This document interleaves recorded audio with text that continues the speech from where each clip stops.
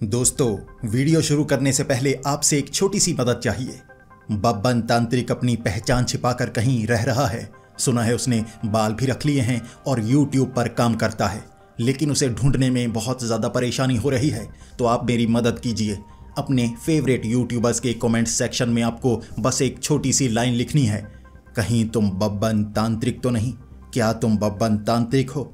ऐसी लाइंस लिखने के बाद बब्बन तांत्रिक देखते हैं कब सामने आता है और कितने यूट्यूबर्स को पता लग पाता है कि बब्बन तांत्रिक एक महान तांत्रिक है। बब्बन तांत्रिक एक ऐसा तांत्रिक जो एक साधारण इंसान था। किसी ने नहीं सोचा था कि वो एक महान तांत्रिक भी बन सकता है, लेकिन जो नियति में लिखा होता है वो आपके साथ घटता ही है। ये बब्बन तांत्रिक ने साबित कर दिया। बब्बन तांत्रिक को महान से महान शक्तियों ने पीटा है, यानी कि बब्बन तांत्रिक ने महान से महान शक्तियों को पीटा है। बब्बन तांत्रिक से ज्यादा महान कोई हो ही नहीं सकता। क्या बताऊं बब्बन तांत्रिक के बारे में? क्या बताऊं बब्बन तांत्रिक के बारे में? एक महान तांत्रिक जिसने घर के प्रेत से समझौता किया, पिशाच को हराया, पिशाचनी को हराया, करण पिशाचनी साधना की, शव साधना की, रहस्यमय ट्रेन पर चढ़ गया, छलावे से युद्ध किया, ब्रह्म राक्षस तक को हरा दिया, रहस्यमय आईने में दूसरी दुनिया में चला गया, वो जिन्नातों की दुनिया में घूम कर आ गया, पिरामिड के अंदर के रहस्य को सुलझा दिया। बब्बन तांत्रिक के किस्से महान हैं। अब तक आपने बब्बन तांत्रिक के वो किस्से नहीं सुने तो नीचे प्लेलिस्ट में जाकर आप चेकआउट कर सकते हैं, या हर एक एपिसोड को शुरू से देखिए, मज़ा बहुत आएगा। लेकिन बब्बन तांत्रिक को ये पता नहीं था उसका सामना एक डाकन से होने वाला है। अग्नि बीज तो बाद की बात थी। बब्बन तांत्रिक क्या डाकन का सामना कर पाएगा? डाकन क्या होती है बब्बन को नहीं पता था, गुरु तांत्रिक को पता था, बब्बन सुनना नहीं चाहता था। और उसके बाद उनके साथ क्या हुआ? दोस्तों, आज की ये वीडियो बड़ी ही खौफनाक और डरावनी है। मेरा यकीन कीजिए आपको भी अंदर तक डर लगेगा। तो हेडफोन लगा लीजिए, कमरे की लाइट्स ऑफ कर लीजिए, क्योंकि ये वक्त हो रहा है डरने का। बाबा के उस घर से निकलने के बाद बब्बन तांत्रिक, गुरु तांत्रिक और छज्जू पंसारी तीनों जा रहे थे डाकन को ढूंढने के लिए। उन्हें सही जगह का पता नहीं था, लेकिन इतना ज़रूर पता था जहां पर उन्होंने बाकी शक्तियों को हराया है उससे आगे डाकन होगी। कुछ गांव तक वो उसी सीध में चलना शुरू हो गए। चलते चलते कुछ गांव से वो आगे निकले थे, तब उन्हें लगा कि डाकन तो उन्हें मिलने वाली नहीं, क्योंकि आगे निकलते निकलते वो नदी के पास आ गए थे। बब्बन कह रहा था हमें आगे बढ़ना होगा, बिल्कुल नाक की सीध में आगे बढ़ना होगा। गुरु तांत्रिक ने कहा था कि मैं यहाँ डेरा डालता हूँ, तुम आगे बढ़ो, तुम्हारे लिए कोई भी रास्ता चुनौतीपूर्ण नहीं है, जाओ नदी में डूब जाओ, यानी नदी में तैर जाओ। गुरु तांत्रिक ने ऐसा कहा था। छज्जू पंसारी भी बब्बन की तरह बिल्कुल आगे छलांग लगाने को तैयार। बब्बन ने छज्जू पंसारी को पकड़ा और कहा तुम्हें अभी अनुभव नहीं है।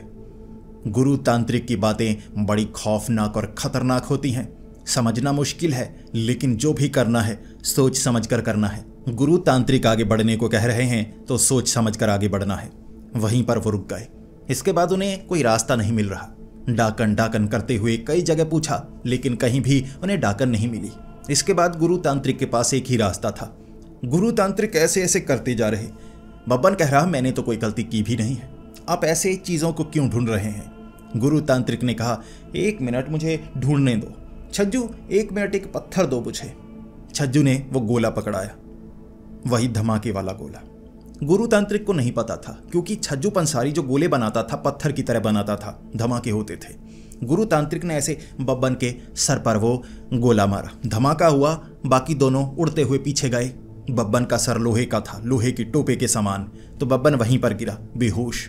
बेहोशी में वहां बाबा जी के बिल्कुल सामने वो बाबा, अंधा बाबा जो भविष्य देख सकता था, उसने कहा तुम्हें आगे बढ़ना होगा, नदी को पार नहीं करना है, एक सीध में चलते जाओ। नदी के साथ साथ आगे वाले गांव में डाकन की कुछ कहानियां सुनने को मिलेंगी, वहां से तुम जान सकते हो पिछले कुछ समय से डाकन वहां पर मशहूर हो रही है। ये अग्नि बीज का एक बीज है, चले जाओ। तब बब्बन तांत्रिक ने कहा था बाबा आप आशीर्वाद नहीं देंगे? बाबा ने कहा मैं सामने से आशीर्वाद दे सकता हूं, ऐसे वाला। इस तरह सपने में आशीर्वाद देने का कोई खास फायदा नहीं होता, तुम जा सकते हो। बब्बन तांत्रिक उठा। गुरु तांत्रिक एक तरफ बेहोश पड़े थे छज्जू पंसारी एक तरफ बेहोश पड़ा था। बब्बन ने नदी का पानी गुरु तांत्रिक पर मारा, फिर छज्जू पंसारी पर मारा। इस तरह से वो होश में आए, उन्हें सब कुछ बताया। फिर तीनों ये तिकड़ी आगे की तरफ बढ़ी। उस गांव तक पहुंचकर वहां उन्होंने पूछा तो लोगों ने माना, हाँ डाकन के बारे में हमने सुना है। बब्बन तभी कहने लगा, रात का वक्त हो चुका है छज्जू, चलो मेरे साथ। गुरु तांत्रिक ने कहा, अब इतनी जल्दी आगे बढ़ने की जरूरत नहीं है, आगे खतरा हो सकता है। बब्बन ने कहा, गुरुजी आप रुकिए, आपकी उम्र हो चुकी है, आप गांव में रुकिए, मैं और छज्जू पंसारी आगे बढ़ते हैं। गुरु तांत्रिक ने कहा, चलो ठीक है, तुम आगे जाना चाहते हो, ये ज्यादा अच्छा है, तो मैं तुम्हें बताता हूं। बब्बन ने कहा, नहीं, बताना कुछ नहीं है, मैं खुद सीखूंगा, खुद। डाकन एक शक्ति होगी, डाकन को कैसे हराना है वो मैं जानता हूं। गुरु तांत्रिक को लगा डाकन के बारे में इसे पता होगा, क्योंकि डाकन के बारे में उन्होंने बात की ही नहीं, सीधा ढूंढने के लिए निकल पड़े थे, वो बाबा को उड़ाते हुए धमाके से। बब्बन मानने का नाम नहीं ले रहा। गुरु तांत्रिक कह रहे, मैं बताना चाहता हूं कैसे रोकना है, क्या करना है। बब्बन कह रहा, नहीं। छज्जू पंसारी ने कहा, जो बब्बन जी कहते हैं मैं वैसा करूंगा। बब्बन तांत्रिक छज्जू पंसारी के साथ आगे की तरफ बढ़ गया। आगे पहुंचकर छज्जू पंसारी को शक होने लगा। उसने बब्बन तांत्रिक से पूछा, आपको पता तो है आप क्या करना चाहते हैं? यहां आप तबेले के आसपास क्यों घूमे जा रहे हैं? बब्बन ने कहा, तुम्हें नहीं पता, मुझे जो जानकारी है वो किसी के पास जानकारी नहीं है। यहां से एक घोड़ा लेंगे, जो डाकन होगी ना वो घोड़े पर होगी, और उसके जो साथी हैं वो भी घोड़े पर होंगे। छज्जू पंसारी ऐसे सोच रहा, क्या सच में आपको पता है वो घोड़े पर होगी? बब्बन ने कहा, हाँ, बहुत सुना है मैंने डाकुओं के बारे में। डाकू मर्द, डाकन औरत, यह काम आसान है। डाकुओं से मुकाबला करने के लिए मुझे तुम्हारे पास जो है ना धमाकेदार चीज़ें, उसकी ज़रूरत होगी। और मुझे एक गांव वाले से पता लगा है, जब वो बता रहा था यहाँ कभी भूत हुआ करते थे, ये है वो है, पुलिस वाले तंग करते हैं, एक तरफ डाकू हैं, मैं तभी समझ गया इलाके के बारे में पता है। इसीलिए मैं गुरु तांत्रिक को साथ नहीं लेकर आया।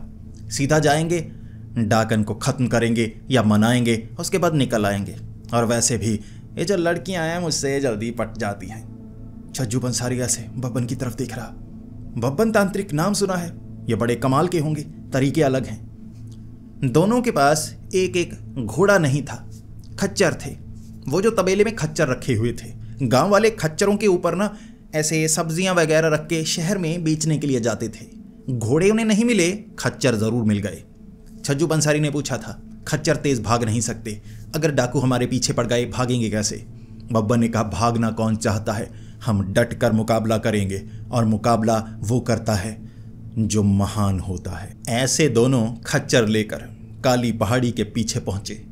बड़े बड़े तंबू लगाए हुए थे वहां, डाकुओं का पूरा बड़ा टोला वहां पर था, कई घोड़े बांधे हुए, कई जगह बंदूकें टंगी हुई।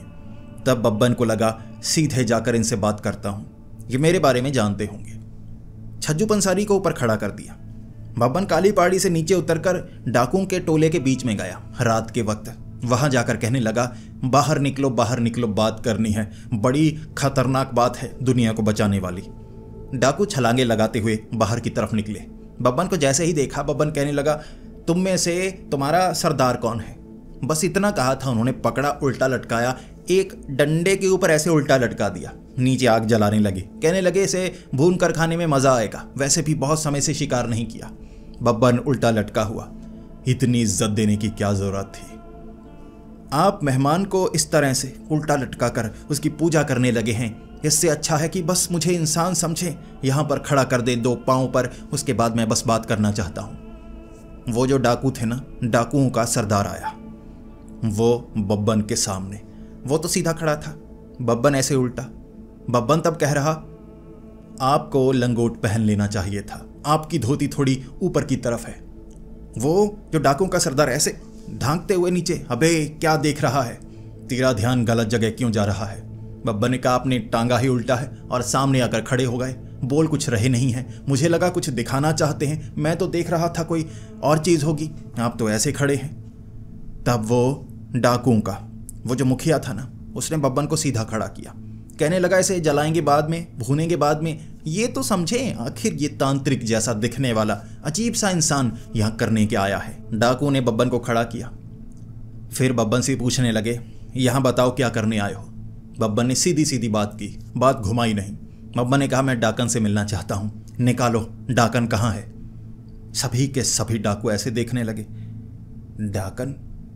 हमारे पास डाकन कैसे हो सकती है, वो तो इतनी खतरनाक है। बब्बन ने कहा, खतरनाक है? डाकुओं के पास ही तो डाकन होगी ना, और कहाँ होगी। खतरनाक है तो साथ में रखनी चाहिए, तुम्हें ही फायदा होगा। सभी ऐसे सर खुजाने लगे। फिर बब्बन ने कहा, निकालो निकालो, तुम्हारे पास कितनी डाकन है, निकालो। बब्बन बार बार बोले जा रहा। सामने से सबको गुस्सा आ गया। वहां उन्होंने ना आग लगाई हुई थी। सबने ऐसे चिमटे से एक एक कोयला उठाया और कहने लगे, इसके मुंह में कोयले भरो, बोलता बहुत है। बब्बन के मुंह में कोयले भरने से पहले सबने कहा, डाकुओं के साथ रहने वाली को डाकन नहीं कहा जाता।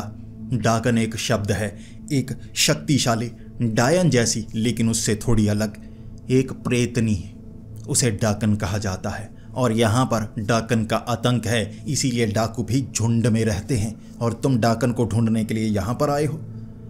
बब्बन एक पल के लिए हैरान सा और सोच रहा, यानी मेरी तरकीब काम नहीं की, तो डाकन डायन का अलग नाम है, मुझे लगा डाकुओं के साथ रहने वाली डाकन होती है। बब्बन ने कहा, माफ कीजिए, मैं गलती से इस तरफ आ गया, मुझे किसी और दिशा की तरफ जाना था। जो डाकुओं का मुखिया था ना, उसने कहा, अब तुम्हें किसी और दिशा में जाने की जरूरत नहीं है, अब तुम्हें किसी और दिशा में भेजेंगे, एक ऐसी दिशा जहां से वापस आने का मौका नहीं मिलेगा। बब्बन को आग के बीच में डालने वाले थे। बब्बन ने कहा, मेरा सामान पहले जले, उसके बाद मैं जलना चाहूंगा। सबने कहा, ठीक है, इसकी आखिरी इच्छा। बब्बन जैसा कि मैंने बताया कमीना था, झोले में वो गोले रखे हुए थे उसने।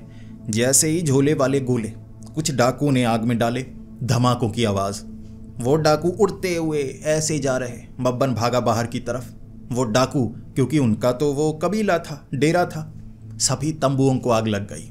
कई डाकू जल गए, कई डाकू धमाके से उड़ गए, कहाँ गए किसी को पता नहीं। पुलिस वाले भी बाद में ढूंढते रहे, मिले ही नहीं। ऐसे धमाकों की आवाज दूर दूर तक आई थी। कहते हैं डाकू वहां जल भुन गए थे, लेकिन बब्बन बचकर निकल आया। फिर बब्बन उस दिशा में जाने लगा जिस दिशा में बताया उन डाकुओं ने। आगे की तरफ वो बढ़ता गया। वहां घना जंगल था, पीछे पीछे छज्जू पंसारी। छज्जू पंसारी के पास ऐसे धमाकेदार हथियार। बब्बन ने कहा था, तुम्हारे धमाकेदार हथियारों ने बचा लिया, वरना मैं तो डाकुओं के बीच घिरा पड़ा था। छज्जू ने कहा, घिरे तो पड़े थे, लेकिन जैसी हालत डाकुओं की हुई है, मुझे नहीं लगता कोई और कर सकता था। बात धमाकों की नहीं है, बात आपकी चालाकी की है। आपने बीच में घुसकर कैसे उड़ाया, वहां बात क्या क्या हुई? बब्बन ने बताया नहीं। बब्बन ने छज्जू पंसारी को कहा, उन्होंने कहा कि डाकन आगे पानी लेने के लिए गई है, इसीलिए मैंने उन सबको उड़ा दिया और डाकन को पकड़ने के लिए इस तरफ जाना है। बब्बन चालाक था, असली बात नहीं बताता था, महान बातें बताता था। फिर बब्बन और छज्जू पंसारी जंगल के उस घने हिस्से में गए जहां पर डाकन कहते हैं सबसे ज्यादा नजर आती थी, और जो लोग वहां पर जाते डाकन उन्हें मार डालती। लाशें मिलती थी, लाशें, लेकिन कोई भी लाशों को उठाकर वहां से ले जा नहीं सकता था। जो लाशों को उठाने के लिए आता वो भी लाश बन जाता। बब्बन को तब लगा, लोग लाशों को उठाने के लिए क्यों आते थे, खुद लाश बनने के लिए। हम लाशों को हाथ तक नहीं लगाएंगे। ये कहते हुए जब वो आगे बढ़ रहे, आगे उन्हें एक आदमी नजर आया। बब्बन को लगा, ये तो मर्द लगता है, ये डाकन नहीं हो सकता, डाकन तो औरत होती है। छज्जू पंसारी ने कहा, बिल्कुल बिल्कुल। जैसे ही थोड़ा सा आगे गए, उस आदमी के बिल्कुल सामने खड़े होकर वो कहने लगे, देखिए ये जगह काफ़ी खतरनाक है, आप यहाँ से चले जाइए, वरना खतरा काफ़ी ज़्यादा है, आपको नुकसान पहुँच सकता है। बताइए। सामने उस आदमी ने जवाब दिया, है। बस इतना। बब्बन और छज्जू पंसारी एक दूसरे को देख रहे। ये क्या है? बब्बन ने फिर से पूछा, आपकी भाषा मेरी समझ में नहीं आ रही, क्या इस इलाके में ऐसी भाषा बोली जाती है? ये तो कोई कटप्पा वाली अलग सी भाषा है। सामने से उसने कहा, है। बब्बन कहने लगा, ये कैसी भाषा है? एक ही शब्द को घुमा फिराकर उसके अलग अलग मतलब कैसे बनाए जा रहे हैं। बब्बन ने करीब जाकर पूछा, आप बता सकते हैं डाकन कहाँ पर है? उसने चमाट लगाई, इतनी जोरदार चमाट की बब्बन पीछे जाकर गिरा। फिर बब्बन ने कहा, छज्जू जरा तुम बात करो। छज्जू आगे गया तो उसने एक और चमाट लगाई, दोनों पीछे गिर गए। छज्जू ने पूछा, आपके जब पड़ गई थी मुझे आगे क्यों भेजा? मैंने आदर सहित आपकी बात मानी, लेकिन पड़ी तो मेरे भी। बब्बन ने कहा, तुम मेरा चेला बनना चाहते हो ना? जैसा मुझे गुरुजी ने सिखाया वैसे मैं तुम्हें सिखा रहा हूं। अनुभव, ऐसे चोट लगने पर अनुभव होते हैं और मुझे भी अनुभव हुआ है, तुम भी अनुभव करो। दोनों नीचे पड़े हुए। बब्बन को आ गया गुस्सा। बब्बन कहने लगा, हो इंसान के बच्चे, बेवजह हाथ क्यों उठाता है? अजीब सी भाषा बोलता है, तंबाकू खा खा कर तेरे दांत गले हुए हैं, चेहरे पर क्या तुझे अजीब सी मुल्तानी मट्टी लगाकर क्या बना रखा है?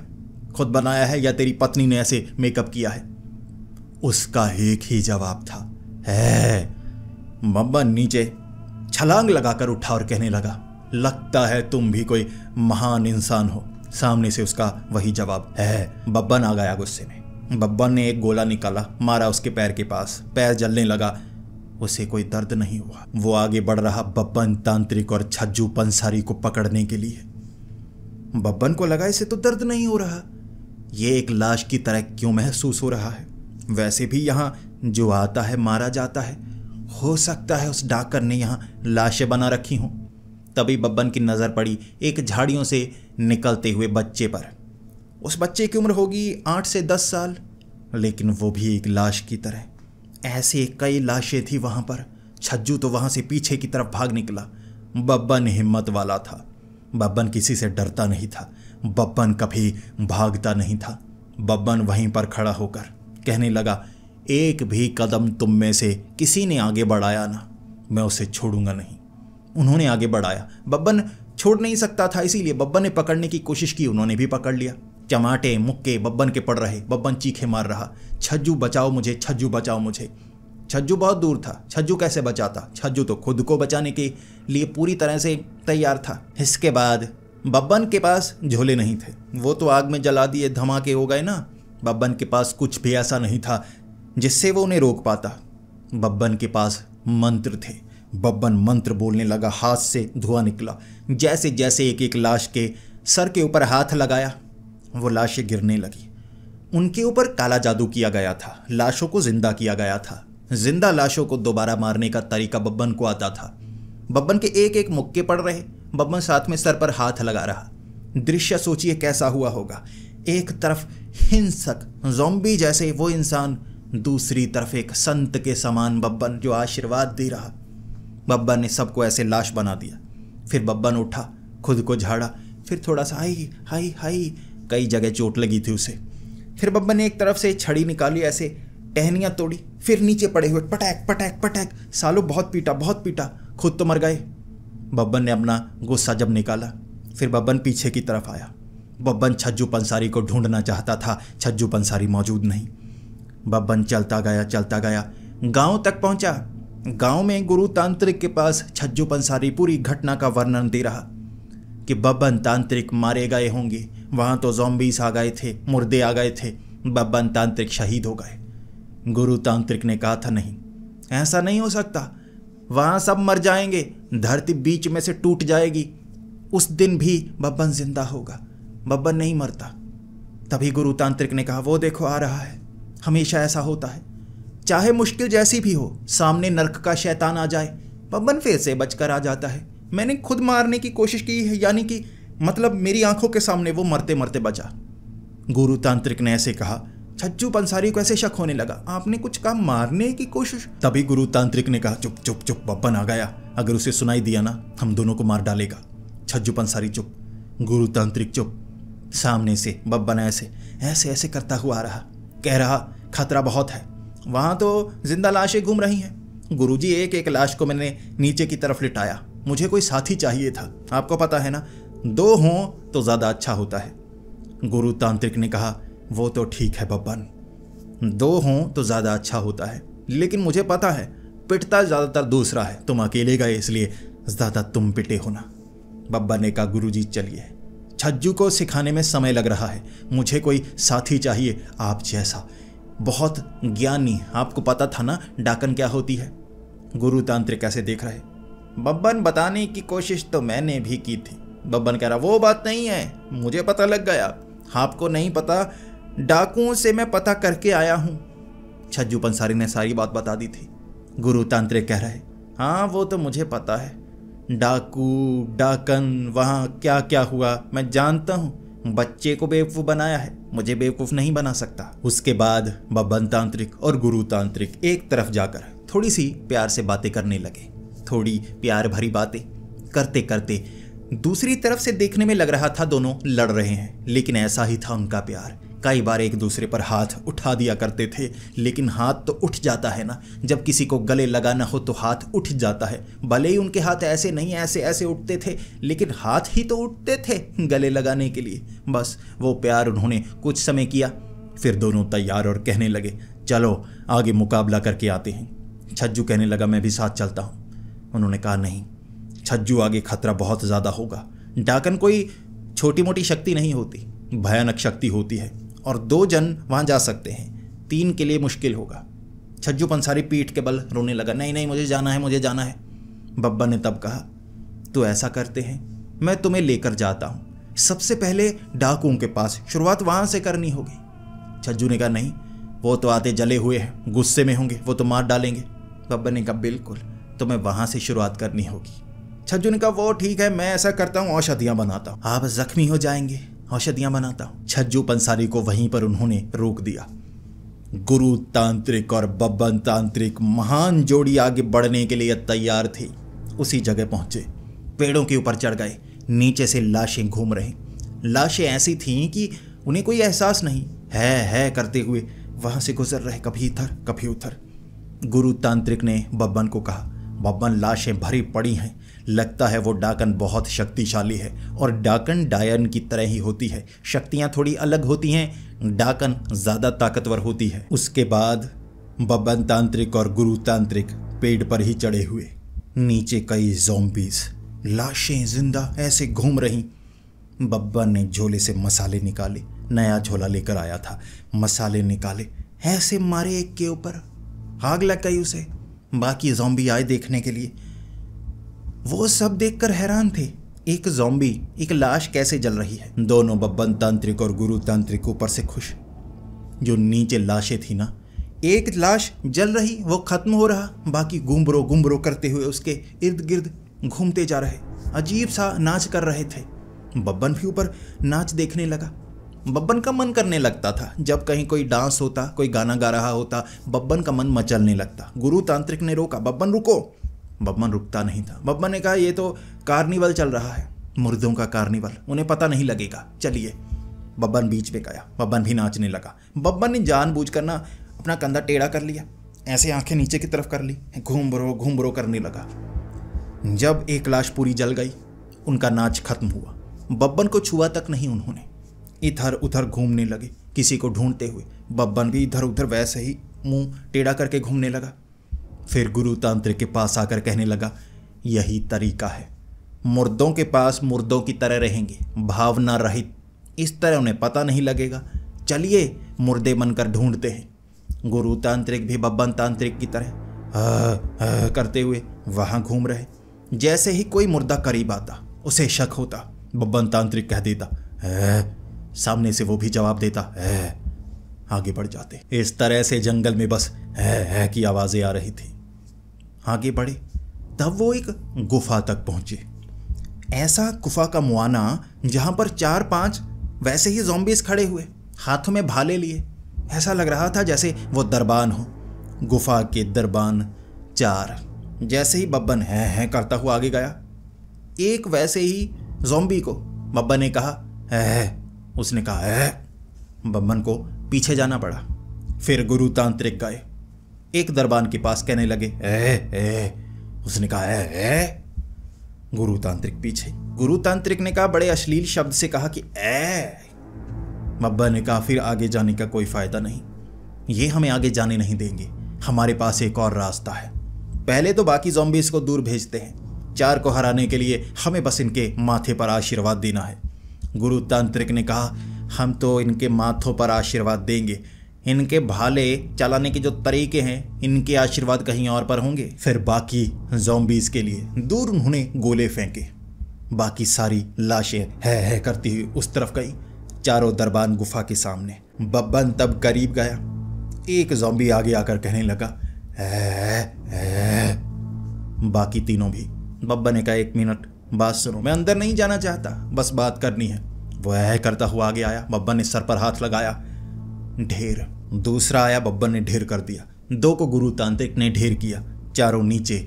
उसके बाद गुफा के अंदर जाने का वो रास्ता साफ हो चुका था। उस गुफा के अंदर पहुंचते ही गुफा के चारों तरफ हाथ निकले हुए, वो हाथ पकड़ना चाहते थे।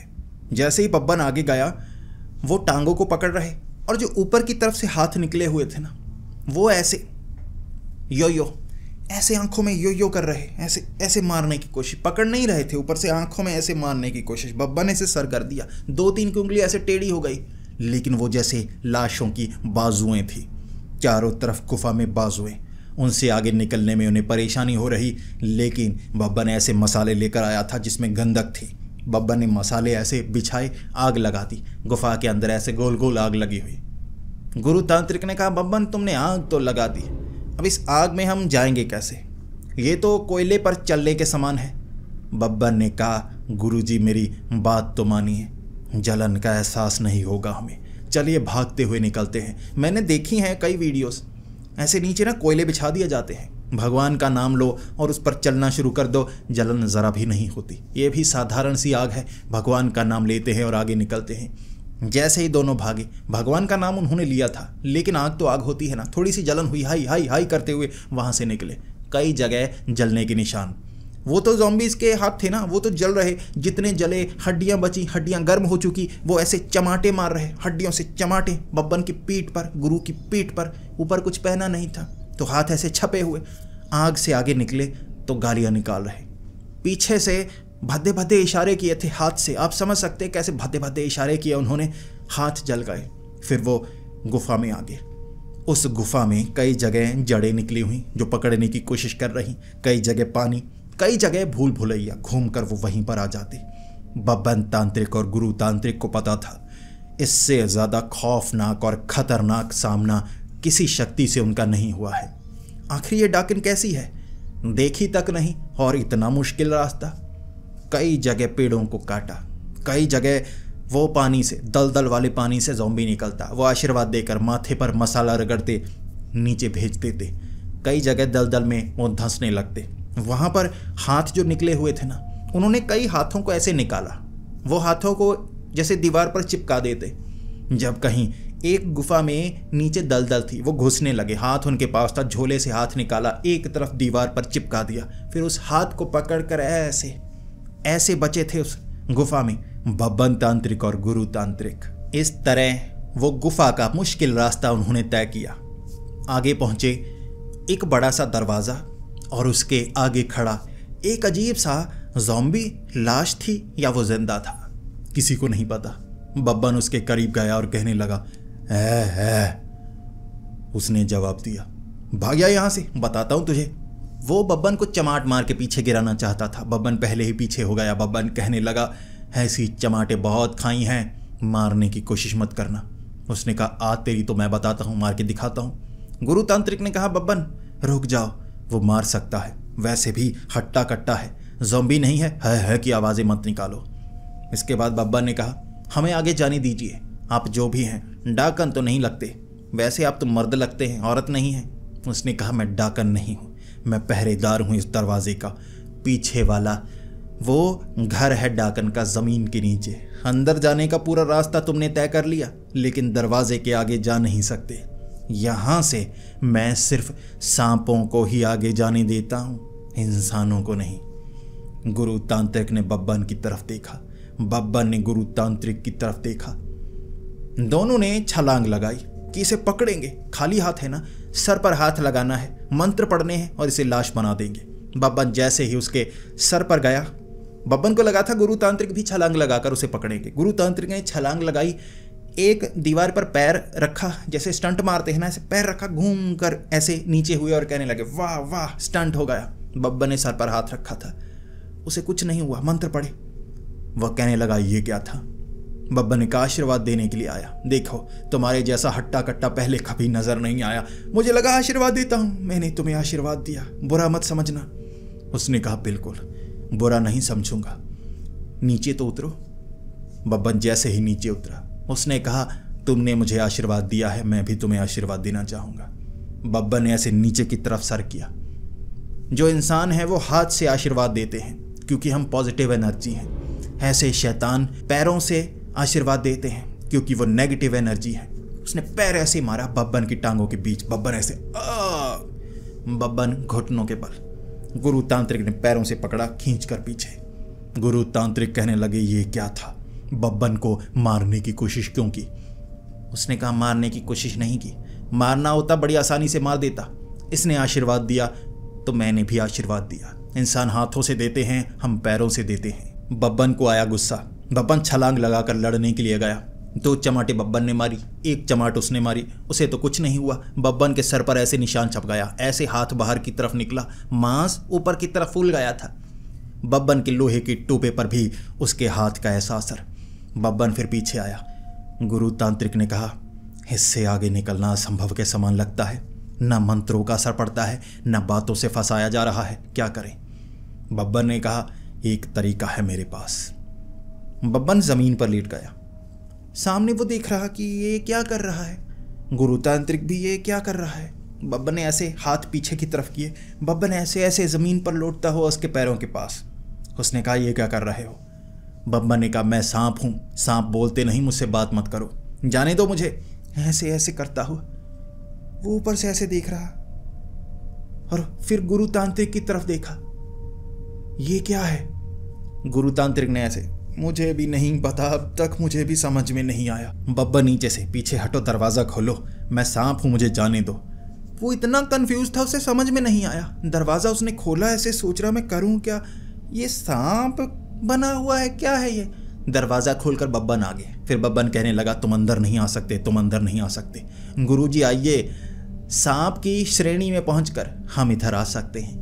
गुरु तांत्रिक भी ऐसे सांप की तरह। उसने रोका। उसने कहा, एक बार मैंने गलती की है, मैं समझ नहीं पाया ये बेवकूफ को।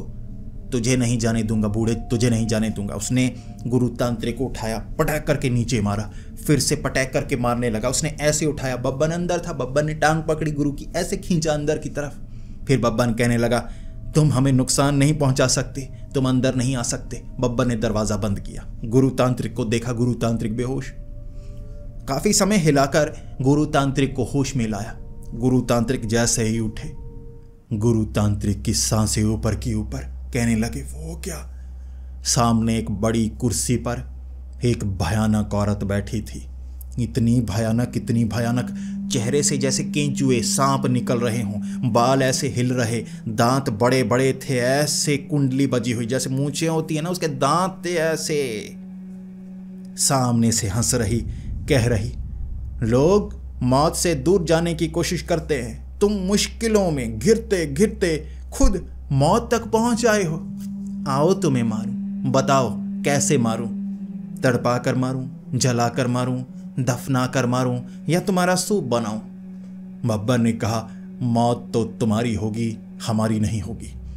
तुम नहीं जानती हम क्या हैं। वो कहने लगी, बताओ। बब्बन ने कहा, हम एक तांत्रिक हैं। उसने कहा, बस यही बताना था?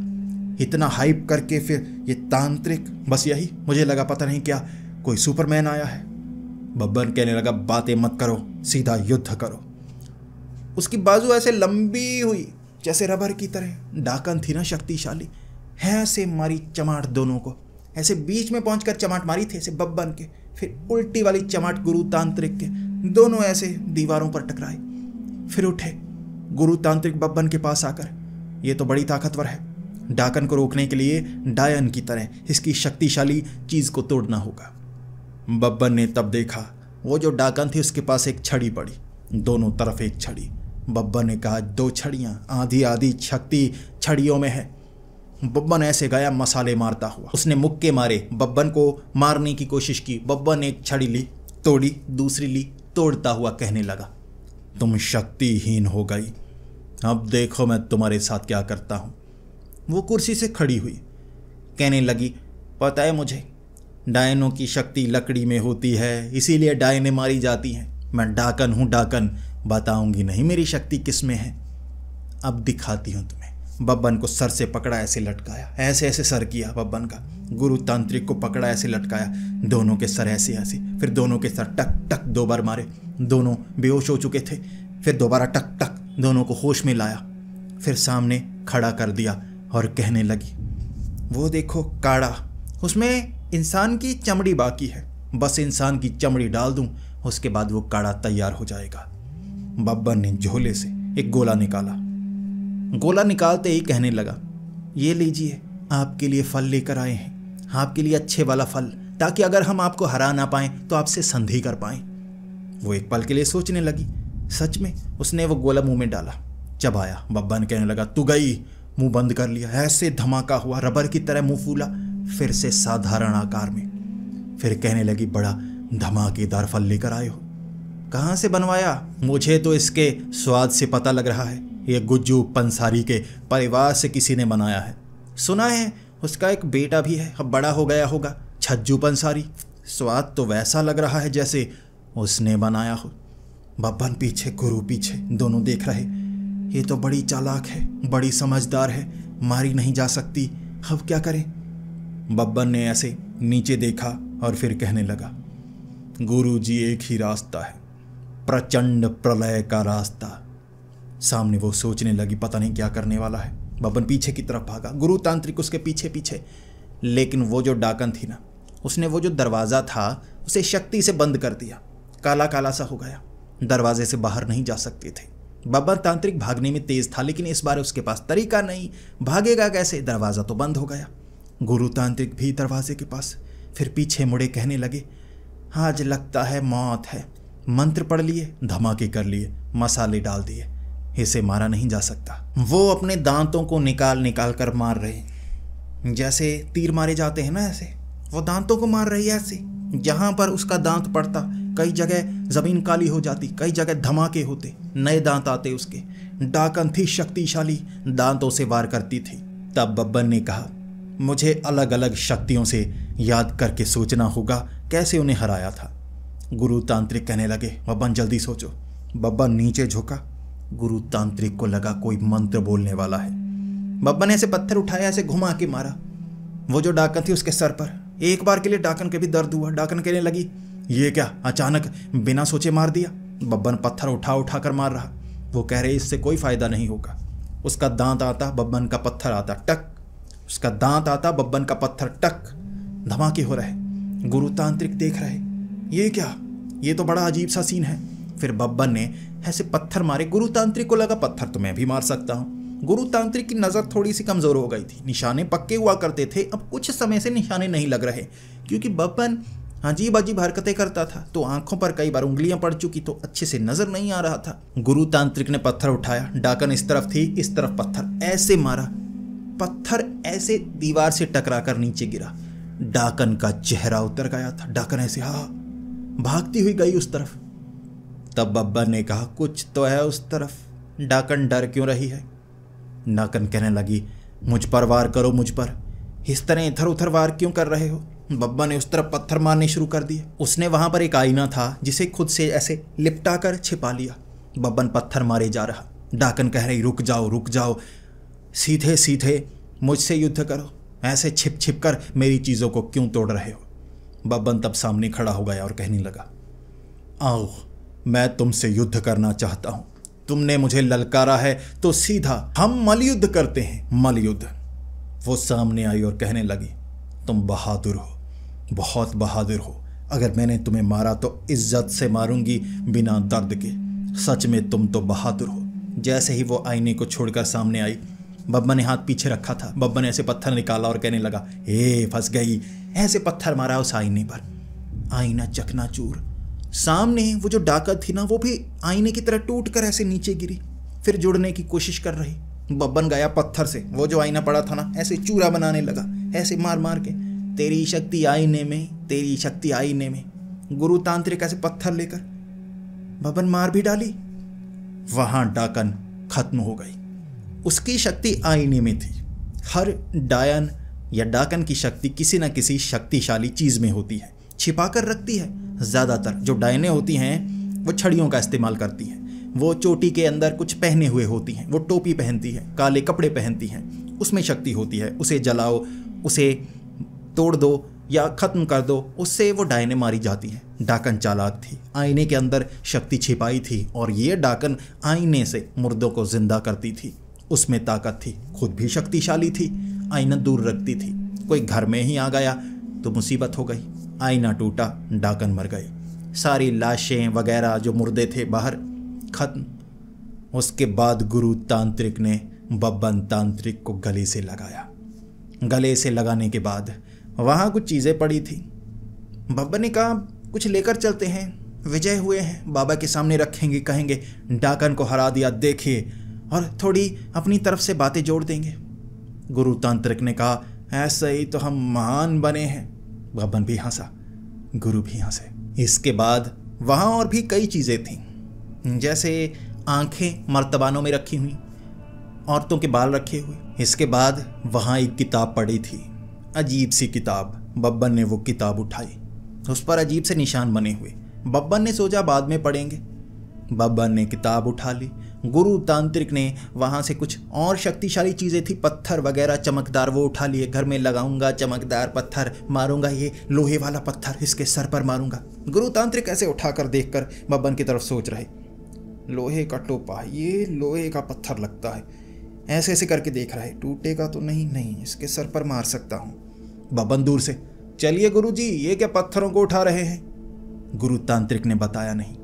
इस तरह से वो सामान लेकर छज्जू पंसारी के साथ छज्जू पंसारी को कहानी सुना रहे। डाकन पांव पड़ने लगी थी, मुझे मत मारो, मुझे मत मारो। हमने कहा तू छू तक नहीं पाई, तुझे अब भी लगता है? इस तरह माफ़ी मांगने से हम तुम्हें छोड़ देंगे? हमने डाकन को ऐसे मसल कर मार दिया, हाथों में ऐसे ऐसे किया, मार दिया बब्बन जी ने। गुरु तांत्रिक लंबी लंबी छोड़ रहे, बब्बन भी लंबी लंबी छोड़ रहा। इस तरह से वो बाबा के पास गए। बाबा पहले से जानते थे वहाँ क्या क्या हुआ। जैसे ही गए बाबा ने आंखें काली कर ली। फिर बाबा कहने लगे आशीर्वाद आशीर्वाद, पता है मुझे करीब नहीं आओगे। वैसे वो डाकुओं के पास जाने वाला प्लान तो बेवकूफ़ी भरा था। बब्बन ऐसे वो आपको किसने कहा? बाबा कह रहे मुझे सब पता है। वो डाकू, वो डाकन, वो ज़ॉम्बीज़, वो नाचना और वो सांप, तुम्हें सच में लगा था ये काम कर जाएगा? वैसे काम तो किया। बब्बन ऐसे, वो आप ऐसे देखा मत करो, किसी की प्राइवेसी होती है, ऐसे आप अंधे हो, आप देखा मत करो। बाबा ने कहा आशीर्वाद दूं? बब्बन ने कहा नहीं। फिर बब्बन ने कहा देखिए जीत की चीज़ें लेकर आए हैं। जैसे ही बब्बन ने किताब आगे की तरफ की, बाबा की आंखें काली हो गई एकदम से। बाबा कहने लगे रुक। बब्बन ने कहा खोल कर दिखाता हूँ, ये देखिए। जैसे ही ये देखिए किया, बब्बन खींच कर किताब के अंदर। जैसे ही बब्बन किताब के अंदर, फिर से किताब से बाहर निकला। उसी हवेली में था बब्बन। ना वहाँ गुरु तांत्रिक, ना वहाँ पर बाबा और ना छज्जू पंसारी, कोई भी वहाँ पर मौजूद नहीं था। बब्बन देखे जा रहा, ये कैसी जगह है? फिर बब्बन ने अपना सर उस किताब में डालने की कोशिश की, डाल नहीं पाया। उसके बाद बब्बन को समझ में नहीं आ रहा सब कहाँ गए, क्या मैं इसके बीच चला गया था, क्या हुआ? बब्बन जैसे ही बाहर निकला, बब्बन ढूंढने की कोशिश कर रहा कहाँ है सब। कई लोग मिले, कई लोगों से पूछने की कोशिश की, कोई नहीं मिला। बाबा कहाँ पर हैं? गुरु तांत्रिक कहाँ पर है? छज्जू पंसारी कहाँ पर है? बब्बन जानने की कोशिश कर रहा था। तब बब्बन को लगा मुझे शमशान घाट जाना होगा, वहीं पर मुझे लगता है वहाँ बाकी तांत्रिकों से मैं जानूंगा। यहाँ तो कोई मिल नहीं रहा, कोई नहीं मिल रहा था। बहुत समय भटका। बब्बन तब वापस गया उसी शमशान घाट के पास, अभी जा ही रहा था। उस शमशान घाट से काफ़ी आगे, एक मोहल्ले के आगे काफ़ी ज़्यादा भीड़ लगी हुई, बच्चे छलांगे लगा रहे। बब्बन को लगा ये क्या कोई सुपरस्टार आया है, कोई छपरी टिकटॉकर आया है। बब्बन को लगा मैं देखता हूँ। बब्बन जैसे ही देखने लगा भीड़ को एक तरफ करके, बब्बन को नजर आए थे गुरु तांत्रिक। गंजे नहीं थे, ऐसे वाले मोर बाल बनाए हुए, ऐसे मोर बाल ऐसे ऐसे ऐसे कर रहे, वो बनाकर नाच रहे, घूम रो पैरों को हिप हॉप डांस कर रहे। बब्बन ने कहा गुरुजी। सामने से गुरु तांत्रिक कह रहे अबे कौन है तू, यो आंखें फोड़ दूंगा। बब्बन हैरान था और तब बब्बन को लगा वो किताब ने लगता है सब कुछ बिगाड़ दिया है। क्या हो गया है? बब्बन को समझ में नहीं आ रहा था, लेकिन बब्बन को समझ में आने वाला था। वो एक मुसीबत में फंस चुका है। आखिर बब्बन कहाँ पर चला गया? सब कुछ क्या हो गया? कैसे बदल गया? क्या बब्बन सब कुछ ठीक कर पाएगा या नहीं? ये आपको अगले एपिसोड में जानने को मिलेगा। और दोस्तों, अपना काम मत भूलिएगा। कहानी आज की खत्म हो गई है और आपको बब्बन तांत्रिक को ढूंढना है। वो एक यूट्यूबर बना पड़ा है बालों को रखकर। आपको हर यूट्यूबर के कमेंट सेक्शन में यही लिखना है, क्या तुम बब्बन तांत्रिक हो? क्या तुम बब्बन तांत्रिक हो? बस ये लिख दो, अपना प्यार दिखाओ और बब्बन तांत्रिक खुद ब खुद सामने आएगा। तो दोस्तों, मिलते हैं अगले एपिसोड में। तब तक के लिए डरते रहें।